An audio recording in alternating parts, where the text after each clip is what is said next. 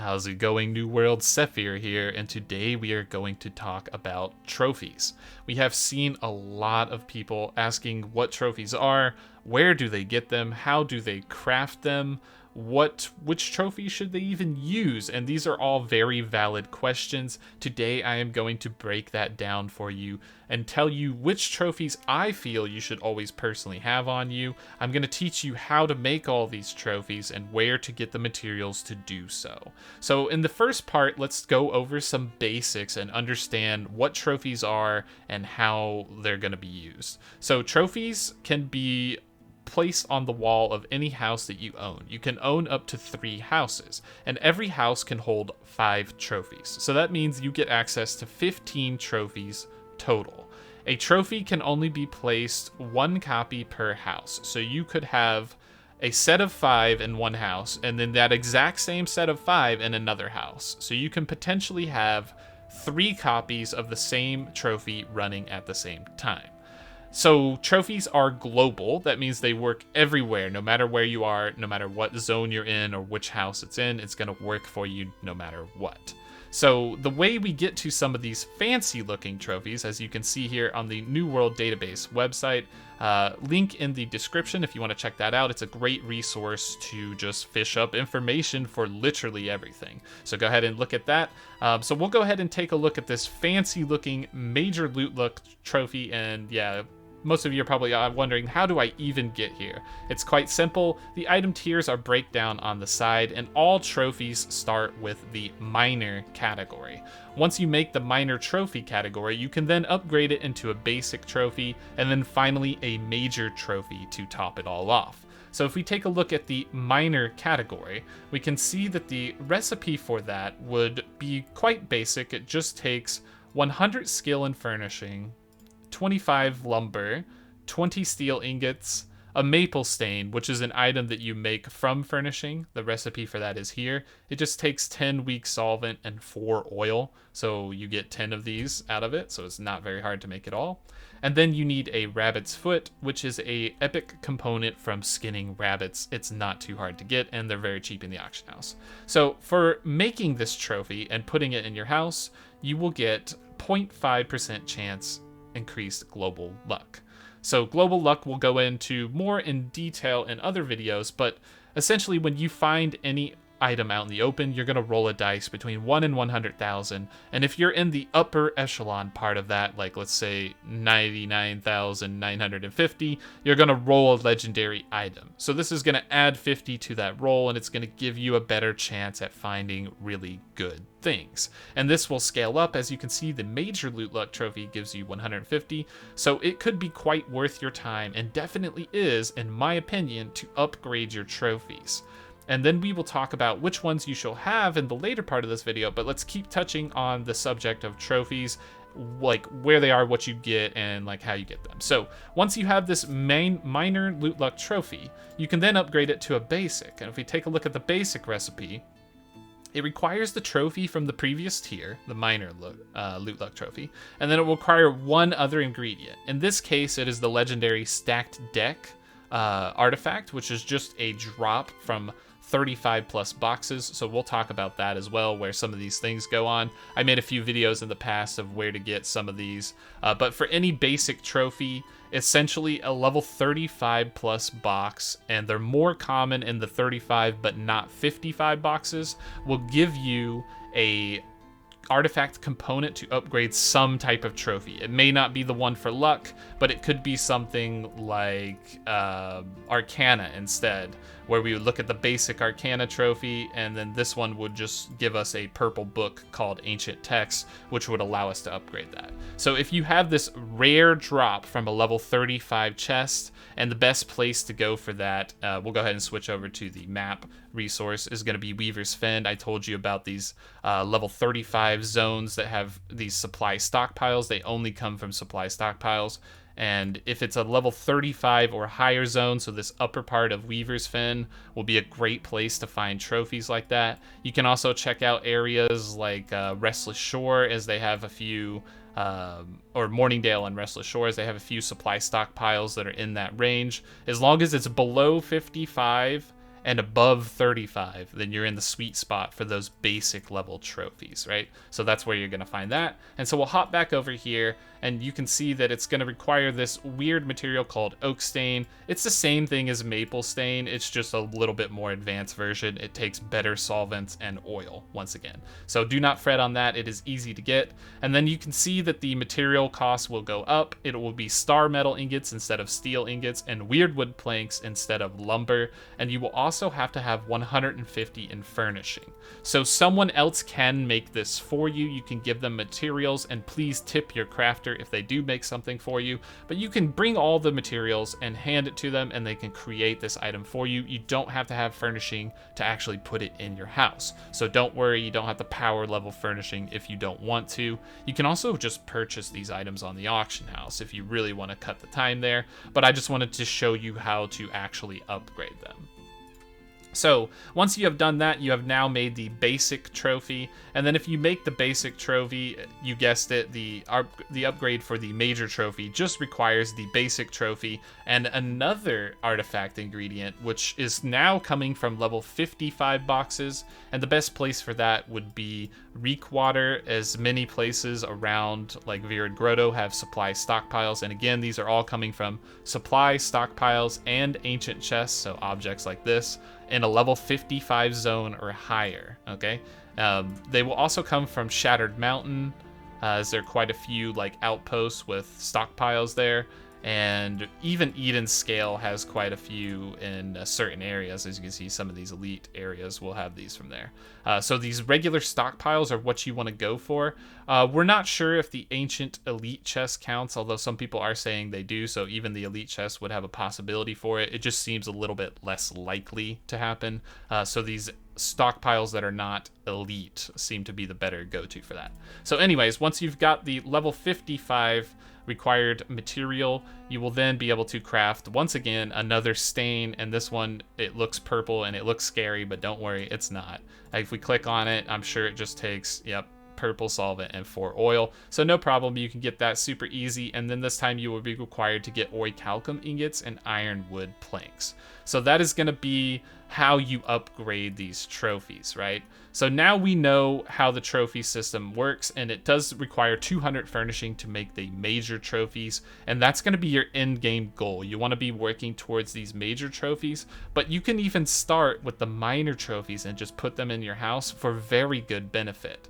A lot of these things come with like +3 to the gear score of the craft profession, or even things like harvesting would give you 500 luck roll, which there are some things like Void Ore which require about 1850 or 18% luck to even be able to see from orichalcum. So if you have a few minor trophies in your house for mining, you would be able to obtain that bonus threshold and be able to get Void Ore without having to put on mining food or mining gear even. So you would still have a possibility for that. And even if you put on all that stuff, it would just further boost your odds or chances of getting something like that. So now let's go ahead and talk about what trophies you want. And this is going to be broken down into 2 sections. This is going to be my standard loadout, which I'm going to walk around the world with all the time. And then this is going to be my specialty loadout, which means I know that I'm doing a certain task and I'm going to switch my trophies before and then use those trophies to boost up whatever that task is that I'm doing. So we'll start with the standard loadout, and this is something that all players should have, in my opinion. Your first loadout trophy piece is going to include the luck trophy.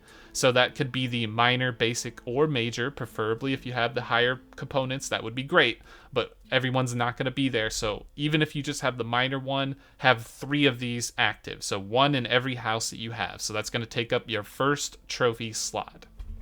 Now you have 4 more trophy slots open, so we'll talk about the 2 most common enemy types, and we'll go back to the map for that. As you can see, Shattered Mountain is a great place for farming, and everybody knows about Mirgard. There are tons of corrupted enemies here, and that means that the most common type of enemy you're going to be fighting in this game will actually be corrupted.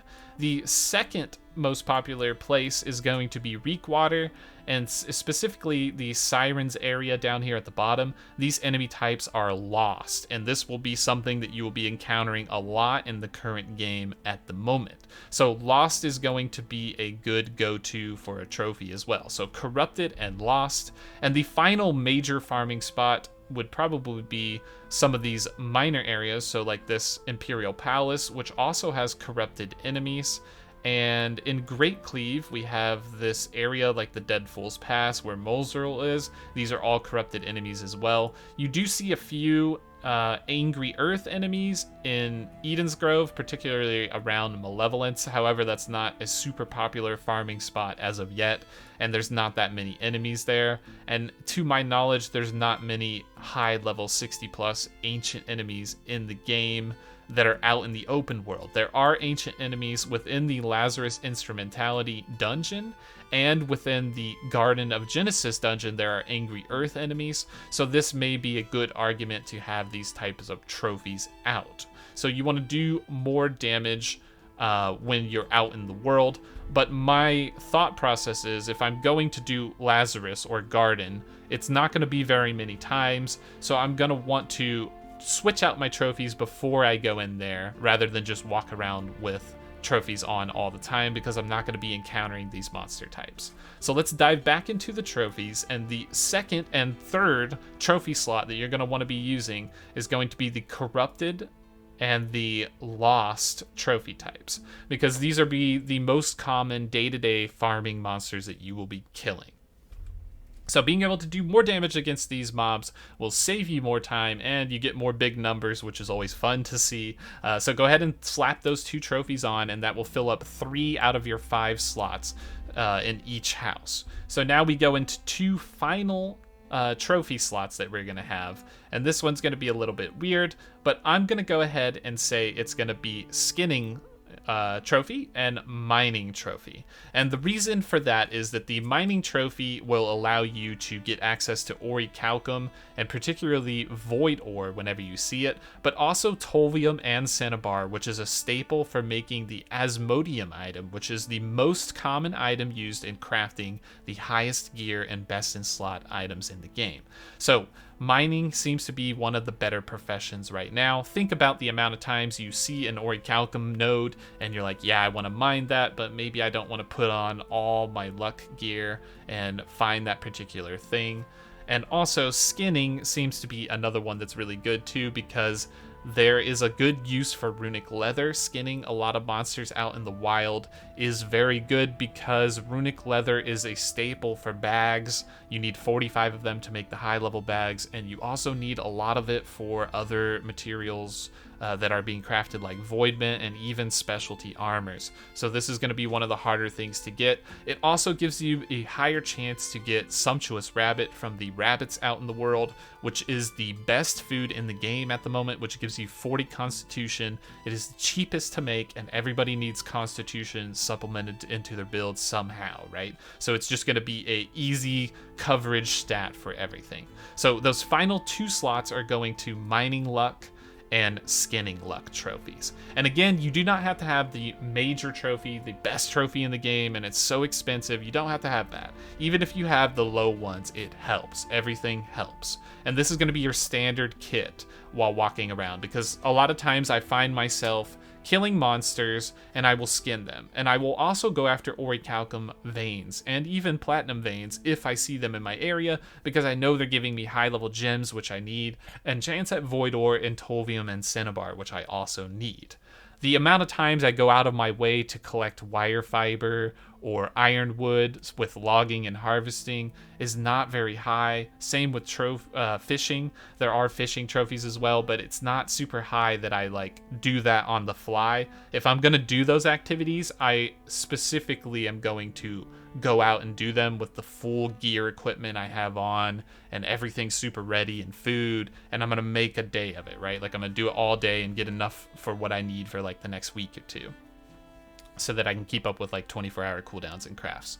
So that's basically going to be your your standard loadout, right? You're going to need that. Now, specialty loadout is going to be anything else. It's going to be weaponsmith trophies, because the only time you need these on is when you are creating high-level weapons. And it's only in that instance, so you would just simply travel to your house, switch out your trophies, and then start creating the items that you need. And when you are done, you can then switch off those trophies and put it back. So all these other trophies, fishing, engineering, everything like that is going to be under that same category. When you're going to go do it, you switch it and put it on, but normally you don't keep it on. And then the final note would be the Ancient and Angry Earth trophies.